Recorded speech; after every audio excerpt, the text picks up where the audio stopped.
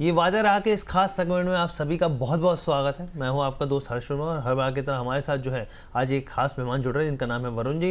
वरुण जी, तो सबसे पहले मैं आपसे यही समझना चाहूँगा क्योंकि क्रूड जो है हम लोग देख रहे हैं कि काफ़ी नीचे डाउन आता हुआ दिखा है, लेकिन सर अभी भी जो है हम देख रहे हैं 90 के तो ऊपर ही बना हुआ है यहाँ पर।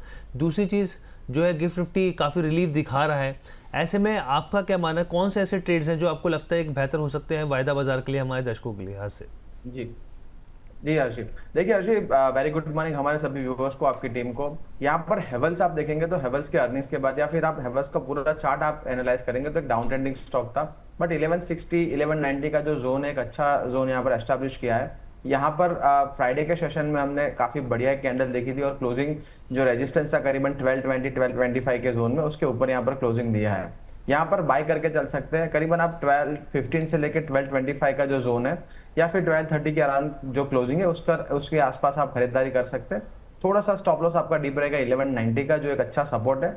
और यहाँ से जैसे ही ब्रेकआउट बनता है 1255 और 1285, ये दो टारगेट हेवल्स के अंदर बन सकते हैं। यहाँ पर हमें लग रहा है अर्निंग्स काफी अच्छे आए थे और यहाँ पर जो गिरावट है एक खत्म होती दिख रही है और यहाँ से एक रिवर्सल आ सकता है हेवल्स के अंदर। अगर आप ऑप्शंस प्लेयर है तो यहाँ पर हेवल्स का 1240 का जो कॉल ऑप्शन है करीबन 38 के अराउंड क्लोज है, उसे बाय करना है। 25 का आप क्लोजिंग बेसिस पे स्टॉप लॉस मेंटेन करेंगे। जो टारगेट निकल के आ रहा है वो 54, 65 और 74, ये तीन टारगेट निकल के आ रहे हैं। बिल्कुल बढ़िया स्ट्रक्चर लग रहा है, यहाँ पर बाय करके चल सकते हैं यश जी। ठीक है सर, तो आपने दो ट्रेड दिए फ्यूचर के हिसाब से, आपने बिग वाली की सलाह दी है यहाँ पर हेवल्स में बाय करने की सलाह, बाय करने की, उसको प्लीज़ करेक्ट कर लीजिए। सर की तरफ से जो है खरीदारी की सलाह दी जा रही है यहाँ पर, और जो एक बार स्क्रीन पर लेके आते हैं जो टारगेट्स दिए जा रहे हैं यहाँ पर वो भी एक बार पेश कर देते हैं यहाँ पर। और सर आपके हिसाब से यहाँ पर कितना अपसाइड दिख रहा है यहाँ पर अगर देखा जाए तो? हेवल्स के अंदर देखिए, वैसे आप अगर थोड़ा सा लॉन्ग टर्म सोच रहे हैं और आपको कैश में लेना है तो यहाँ पर काफी अच्छे लेवल्स बन सकते हैं करीबन 1350 के अराउंड। बट अगर आप एफएनओ प्लेयर है, क्योंकि आप थोड़ा लेवरेज का भी इस्तेमाल कर रहे हैं यहाँ पर, तो 1285 तक के टारगेट बन सकते हैं। बट अगर शॉर्ट टर्म व्यू है तो 1255 पर आपका एक फर्स्ट प्रॉफिट बुक कर सकते हैं और दूसरा टारगेट जो है 1285 के अराउंड आ सकता है। जी, ये अगस्त फ्यूचर के हिसाब से यहाँ पर जो है वो खरीदारी की सलाह दी जा रही है यहाँ पे।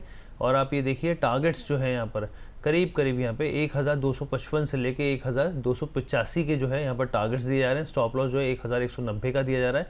खरीदारी की सलाह दी जा रही है। तो पहला स्टॉक यहाँ पे हेवल्स निकल कर आ रहा है यहाँ पे। सर दूसरा स्टॉक कौन सा रहेगा अगर आपकी लिस्ट में हो तो कोई? एफएनओ की अगर बात करें हरजीत, तो देखिए यहाँ पर आपका जो ऑयल मार्केटिंग कंपनीज है उसके अंदर बीपीसीएल की अर्निंग्स जो आए उसके बाद बीपीसीएल ने जो अपना बेस है वो काफी अच्छे से यहाँ पर होल्ड करके रखा है।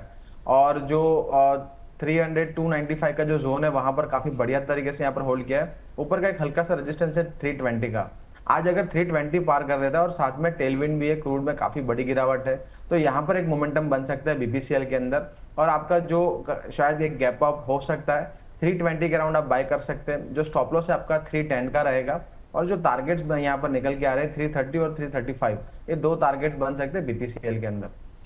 330 और 335 जो है वो बीपीसीएल के लिए निकल कर आ रहे हैं। 310 का स्टॉप लॉस रहेगा, इस चीज़ को ध्यान रखिए।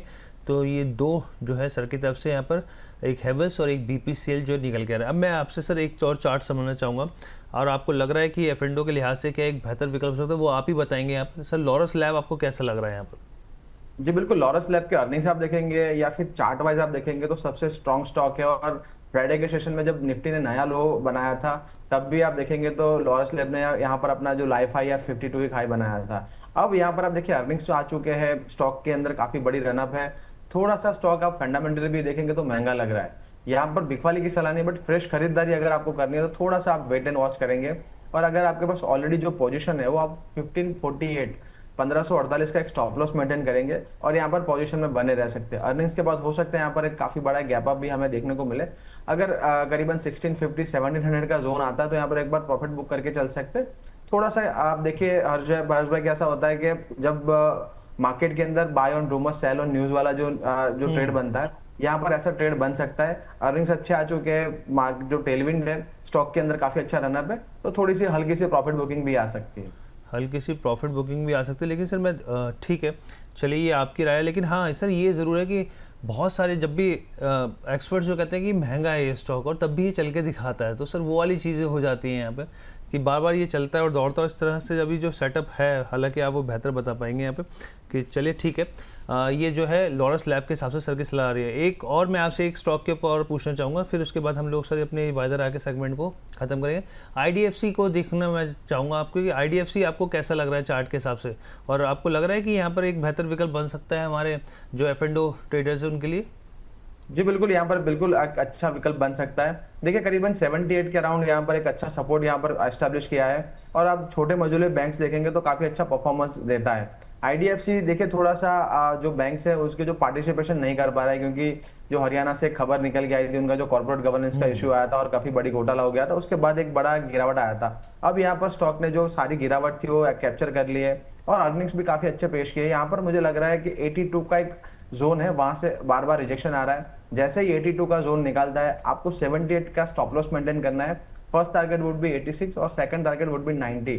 काफी बढ़िया स्ट्रक्चर है डेली चार्ट्स पर, और यहाँ पर 78 के स्टॉप लॉस के साथ बिल्कुल आप यहाँ पर बने रह सकते हैं। चलिए, तो सर ने यहाँ पर मोहर लगा दी IDFC फर्स्ट बैंक के ऊपर, लेकिन हाँ लॉरस लैब के ऊपर सर ने कहा कि हो सकता है प्रॉफिट बुकिंग हो, तो इस चीज़ का आप जरूर ध्यान रखिएगा। अर्शी यहाँ पर दो रीजन है, मैं लॉरस लैब पर थोड़ा सा आपको सचेत कर रहा हूँ। देखिए 80 के अराउंड पी चल रहा है, साथ ही में अगर आप स्टॉक का अगर आप बुक वैल्यू देखेंगे करीबन 16.3 टाइम्स के अराउंड यहाँ पर स्टॉक का ट्रेड कर रहा है, तो काफी हाई वैल्यूएशन पे ट्रेड कर रहा है। इसी वजह से यहाँ पर थोड़ा सा मैं कॉशियस हूँ।